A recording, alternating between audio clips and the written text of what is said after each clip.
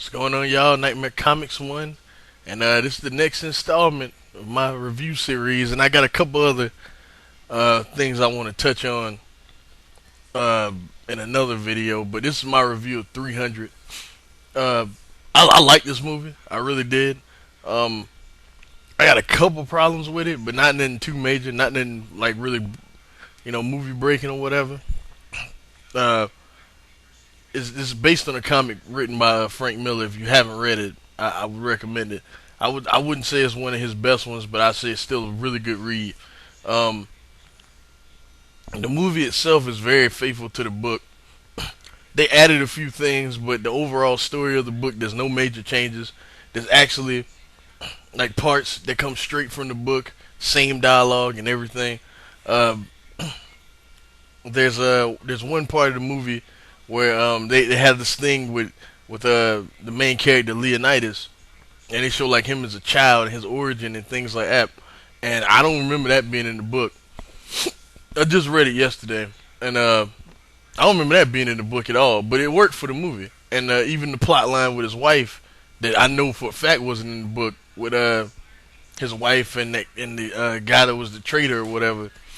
That wasn't in the book at all, and that will also work for the movie. So I mean, everything they added, I would say worked for the movie.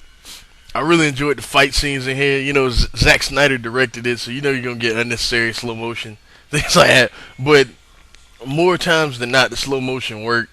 It was this one fight I really liked where it's just this shot of Leonidas going pretty much ape shit on the entire like Persian army. I think it's nuts. Like it's like a bunch of slow motion cuts, and then when the guy gets up, like when the guys get up on him, it cuts back to regular motion, and then it goes back to slow motion, and it cuts back to regular. It was real cool. Like I remember going to the movies to see it, thinking, "Wow, that's amazing."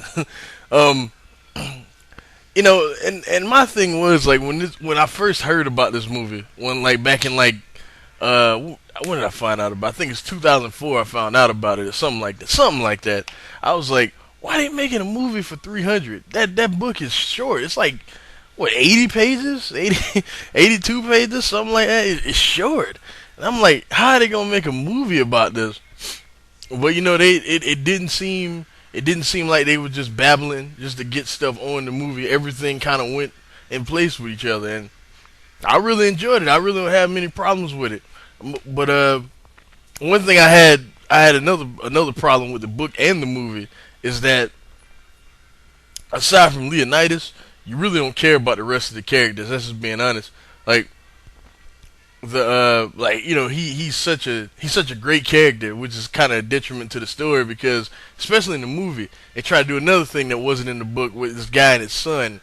Being a part of the Spartan army, him with the Spartan 300, him not showing his son affection, things like that. And then his son got killed, and then he spazzed out, and he was all upset about it and things like that. I mean, it wasn't bad, but the problem was is that I don't even remember their names. To be honest with you, like aside from Leonidas, I don't remember. And what's the guy that told that's telling the story? Same guy from the book. I forget his name too, but he is important. I just forget his name. That's just my memory. But the other dudes, I mean, they just didn't feel important at all. Xerxes, I almost forgot about Xerxes. The movie version of Xerxes, I thought was great. I thought how like they made his voice like kind of like be like have bass to it, like kind of like it was like this a little bit. You know what I mean? Like if that was a good impersonate, like the way it sounded, it was almost like he was an omnipotent figure, which is something that he always called him. He called himself the God King. He thought he was above man and things like that. And it was just like the way he was done in the movie was actually pretty cool, pretty accurate when it comes to the depiction of the book and the movie. The very end is practically identical to the book. Like when I'm gonna spoil it because all y'all have seen this movie. When Leonidas, his men, they go on their final suicide mission, and he throws the spear. Like he misses in the movie. Like when I first saw it in the theaters, I was like, okay, he's probably gonna kill him. Like I can't imagine them going with the same ending, and You know what I'm saying, for the book and the movie. And I mean, I can't imagine that, but he doesn't. You know, and I was like, oh, okay. But I mean, the main plot, the main parts of this story are pretty much the same. And even something like the famous dialogue in the movie, this is Sparta, that comes right out of the book, right out of the book. Um, tonight we died in hell. That's right out of the book. You know, the thing with the monster looking dude, the one that was the Spartan, and when it was the Spartan, and then he wanted to join Leonidas' army, but Leonidas said he didn't want to use him because he couldn't he couldn't defend himself properly. That's right out of the book. Like, it's exactly the same, and the guy they had do it was he did a good job. I thought all the acting in this movie pretty much was pretty well done. Like, the guy that was Leonidas was exactly how I envisioned him. He was proud, he was stubborn. He yelled a lot, which exactly the impression you get from reading the books or whatever. All in all, man, I thought the book is good. This is a good adaptation of the book. It's a good movie. I mean, uh, if I had to rate it out of 10, I guess I'd say like a 8 out of 10. I think it's a good movie. Um, okay, that's it. 300, good movie, recommended. Oh yeah, and hold on. The overall look of the movie is cool too because like the art style of the book was pretty like grainy like that. The sky, like the horizon in the sky, looked like pretty like like kind of almost kind of reddish, like a little bit like in the movies and stuff.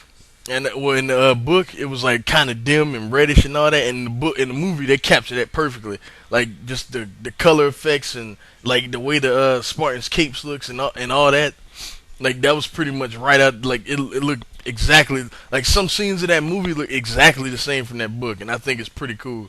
Um, but yeah, like I said, 8 out of 10. Uh, as I said, more requests in my Batman Begins review. Um, Also, I'm doing a Q&A. If you have any questions, post it in the comments below. I'm not gonna do this Q&A often because when I tried to do it on my wrestling channel, I got way too many questions. That's just being honest. I don't even do it on there no more. But yeah, if you got any questions, put them in the comments or hit me up on Twitter. I'll leave a link in the description.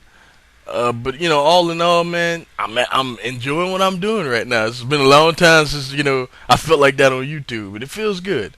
But yeah, hit me up. And also, I'm gonna make a small Oh no, I don't want to cut this off yet. Also, I'm gonna make a video on how I felt about the series finale of Smallville. You know what? I'll do that right now. I'll do that right now. I won't even separate it into another video. I'll do it right now. Uh. I never watched that show. I watched it a couple times and I came to the conclusion that I didn't like it at all. And I knew people did, so I ain't really, whatever. If it's your thing, it's your thing, whatever. But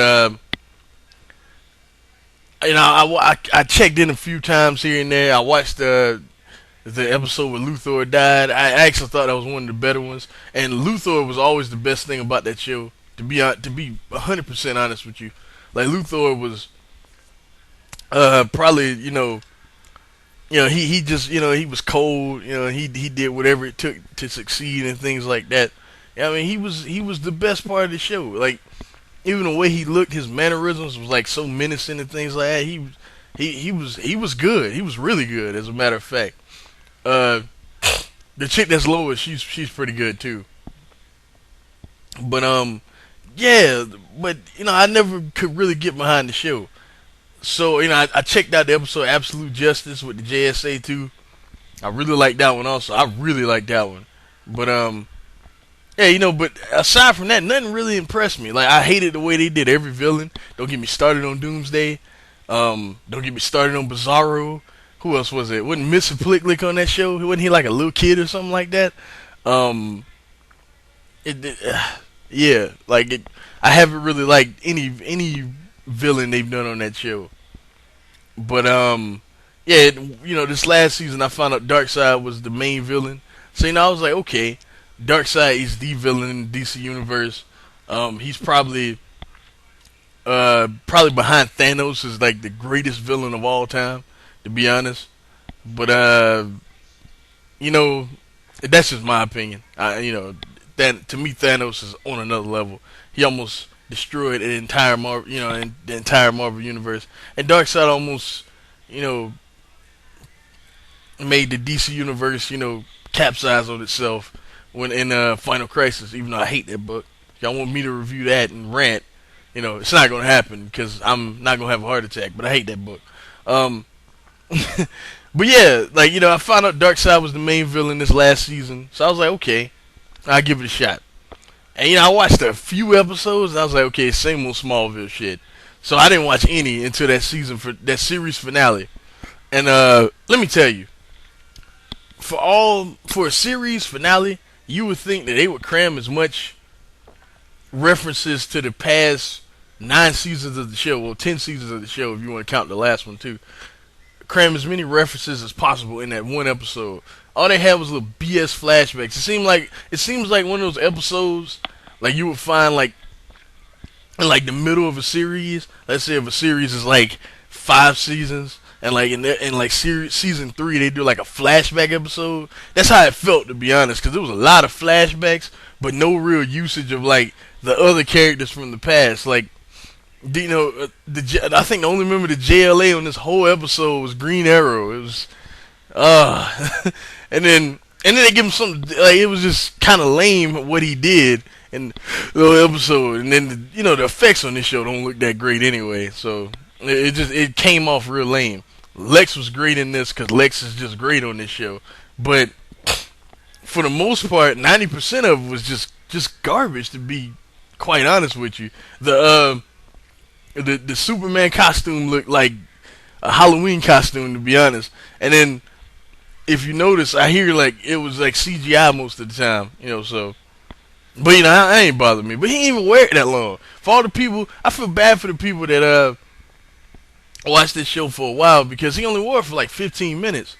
And biggest problem with the episode, all the hype for Darkseid, and the climax of the episode is him pushing Apocalypse away from Earth, and that's such 50s, like like Superman, like back when Superman was overly like hokey and people were starting to turn on the character. It was like that Superman, you know what I mean? Like it was man, like that was so just. That was so bad. And then Darkseid himself, like he was never in the episode. At least I hope that old guy with the mullet wasn't who they wanted. Who Darkseid was supposed to be. I'm hoping that he just possessed a human, and he was just talking through the human. That's what I hope, because if not, that was fucking terrible. Like people ask me, like, was Darkseid in the episode? Do you see Darkseid? I was like, no, I saw an old guy with a mullet. I didn't see Darkseid. But yeah, I didn't like it at all. That's just me, you know what I mean? And the way they wipe Lex's memory, I don't watch the show enough to really know what what was so significant about that. Whatever. I'm not even gonna judge that. Whatever. But yeah, I didn't like that at all. And the show's gone, and I say good riddance. But I'll holler at y'all later. Peace. But but like I said, Q&A, any requests, anything, comments below. Peace.